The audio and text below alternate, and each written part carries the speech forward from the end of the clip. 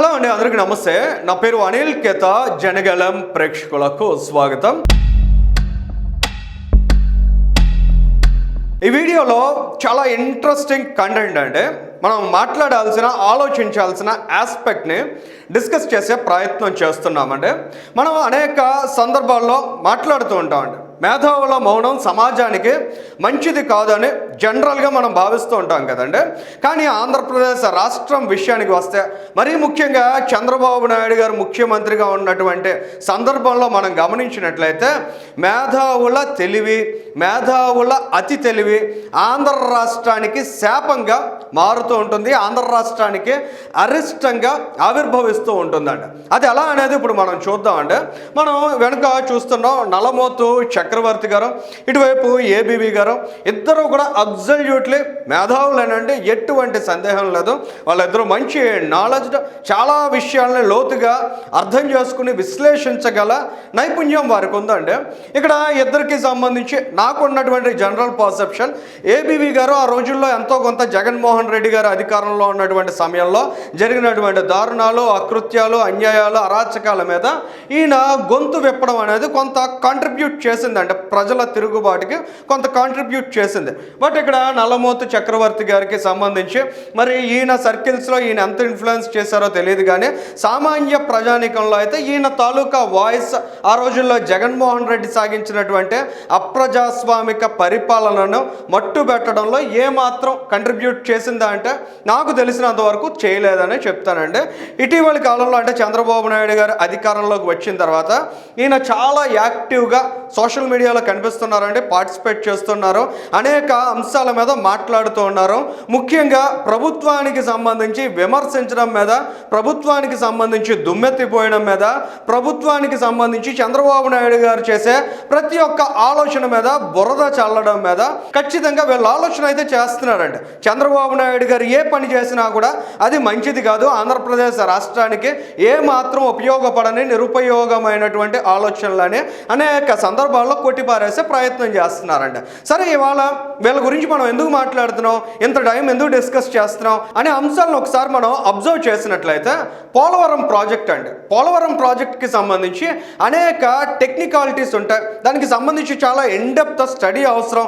In జనరల్గా పబ్లిక్కి అర్థమయ్యేటువంటి Polavaram project వేరు, ఇంజనీరింగ్ స్ట్రక్చర్స్ని అనలైజ్ చేసేటప్పుడు పబ్లిక్కి, సామాన్య ప్రజలకి అర్థం కాని అనేక అంశాలు ఉంటాయండి. వాటన్నిటిని వాళ్ళ ఫ్రంట్ ఫేజ్లోకి తీసుకువచ్చి ప్రస్తుత రాష్ట్ర ప్రభుత్వం, కూటమి ప్రభుత్వం పూర్తిగా పోలవరం ప్రాజెక్ట్ని భ్రష్టు పట్టించేస్తోంది అనేటువంటి ఆలోచనని ప్రొజెక్ట్ చేయడం మీద చక్రవర్తి గారు బాగా ఎక్కువగా దృష్టి సారించారంటే నిజంగా వీళ్ళు బాధ్యత కలిగినటువంటి మేధావులు అయితే ఆంధ్రప్రదేశ్ రాష్ట్రం ఉజ్వలంగా ఉండాలని భావించినట్లయితే కాస్త డిఫరెంట్గా ఆలోచించి ఉండాల్సిందండి. ఎందుకంటే పోలవరం ప్రాజెక్ట్కి మేము కూడా వెళ్ళాం, అక్కడ మేము కూడా ఒకటి రెండు స్టోరీస్ చేసాం. ఆ సందర్భంలో అక్కడ ఉన్న చీఫ్ ఇంజనీర్ గారు కూడా మేము మాట్లాడాలంటే ఒక 10 నిమిషాలు, పావు గంట సమయం మాకు కేటాయించి మాతో ఇంటరాక్ట్ అయ్యారు, ఆ ప్రాజెక్ట్కి సంబంధించిన అనేక డీటెయిల్స్ని కూడా ఎక్స్ప్లెయిన్ చేశారండి. సో అటువంటి నేచర్ ఇవాళ అధికారుల్లో ఉంది. సో వీళ్ళ స్థాయిలో వీళ్ళు నిజంగా యాక్సెసిబిలిటీ కోరుకుంటే లోకేష్ గారికో, చంద్రబాబు నాయుడు గారికో కమ్యూనికేట్ అయ్యేటువంటి పరిస్థితి కూడా ఉంటుంది.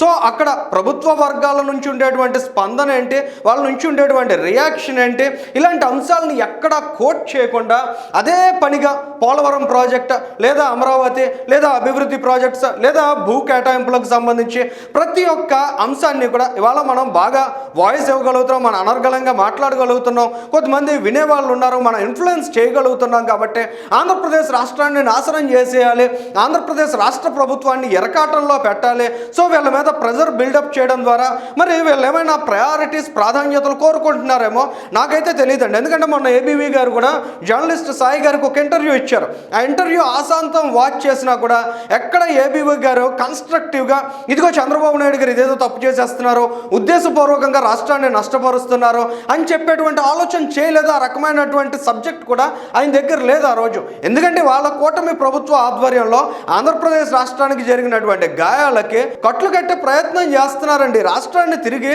గాడిన పెట్టి ఆలోచన చేస్తున్నారు. ఖచ్చితంగా ఇలాంటి వ్యక్తులకు అలాంటి విషయాలు చాలా ఈజీగా అర్థమవుతాయి. కానీ ఎందుకో ఉద్దేశపూర్వకంగానే ప్రస్తుత కూటమి ప్రభుత్వాన్ని భ్రష్టు పట్టించాలనేటువంటి ఒక దుర్మార్గమైన ఆలోచన జగన్మోహన్ రెడ్డి గారు లేదంటే ఆయన దగ్గర కాసుల కక్కుర్తి కోసం ఆలోచనలు చేసేవాళ్ళు చేస్తే కాస్త ఆమోదయోగ్యంగా ఉండొచ్చేమోనండి. కాస్త క్లీన్ ఫేసెస్గా భావించేటువంటి వ్యక్తులు కూడా ఇవాళ క్లీన్ ఐడెంటిటీని చూపిస్తూ ఈ విధంగా ఆంధ్రప్రదేశ్ రాష్ట్రం విషయంలో, ఆంధ్రప్రదేశ్ రాష్ట్ర అభివృద్ధి విషయంలో అటువంటి సంకుచితమైన ఆలోచనలు వ్యక్తపరచడం అనేది ఏమాత్రం ఆమోదయోగ్యంగా అనిపించలేదంటే పోలవరం ప్రాజెక్ట్కి సంబంధించి ఇటీవల కాలంలో ఆయన ఒక వీడియో చేశారు. దాంతోపాటు వాళ్ళు ఒక ప్రెస్ కాన్ఫరెన్స్ పెట్టడానికి కూడా పిలుపునిచ్చారు. ఇటువంటి పరిస్థితులు అనేవి ఖచ్చితంగా వీళ్ళు ఆంధ్ర రాష్ట్రానికి చేసే మేలు కంటే కూడా కీడే ఎక్కువ అని భావించాల్సినటువంటి సందర్భం, సిచ్యుయేషన్ క్రియేట్ చేస్తాయండి. 2019కి ముందు ఆ రోజుల్లో చాలామంది మేధావులు బయలుదేరారు. అటువంటి మేధావులు ఎవ్వరూ కూడా 2019 తర్వాత ఆంధ్రప్రదేశ్ రాష్ట్రం అల్లాడిపోతుంటే కనీసం వారి ఆవేదన వినడానికి ఏ ఒక్కరు కూడా నిలబడలేదండి.